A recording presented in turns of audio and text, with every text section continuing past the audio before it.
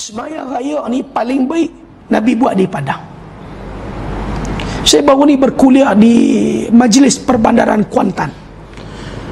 Kata mereka, kami hanya anjurkan buka puasa di Padang. Ya, dia kata ada betul di Kuantan. Saya tak tahu. Saya berkuliah baru ni di MPK. Dia kata kami hanya anjurkan buka puasa di Padang. Jadi insya-Allah kalau ada rezeki, dia kata bolehlah kita anjurkan solat di Padang. Kerana itu sunnah. Dia kata, ustaz takkan nak solat di Padang? Surau kami pun aircon dia ada berapa horsepower. Padang ni dengan panas dan sebagainya. Nabi, ini Masjid Nabawi. Solat di Masjid Nabawi ni 10,000 kali ganjaran daripada masjid lain. Nabi tetap solat di Padang. Itu paling baik.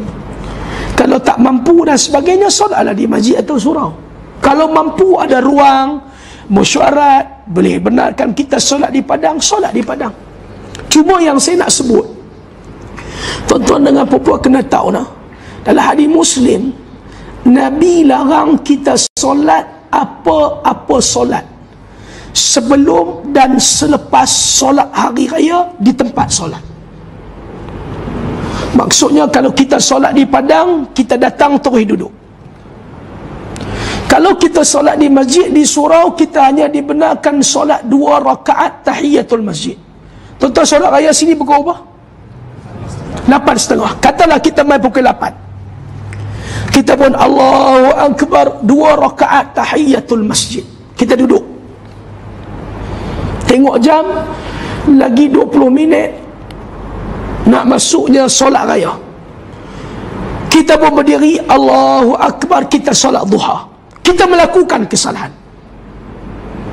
Lepas solat raya, Nabi suruh kita balik. Kita tengok kereta banyak sangat keluar, kita pun solat duha 2 rakaat. Nabi larang. Ini khusus pada hari raya haji dan hari raya puasa. Sebab apa? Sebab Nabi tak mau nanti orang-orang jahil nanti ingat seolah-olah ada solat qabliyah dan ba'diyah hari raya. Tapi kalau kita sebelum keluar ke tempat solat, kita nak solat duha di rumah, solat dah. Kita dah sampai rumah, kita nak solat duha di rumah, solat dah. Yang Nabi larang kita solat di masjid, di surau atau di tempat solat. Jadi kalau kita datang hari sembahyang raya, kalau buat di masjid, di surau, kita boleh solat 2 rakaat tahiyatul masjid. Kalau solat di Padang, sampai kita terus duduk. Jangan solat apa-apa solat. Jangan solat 2 rakaat tahiyatul Padang. Duduk terus.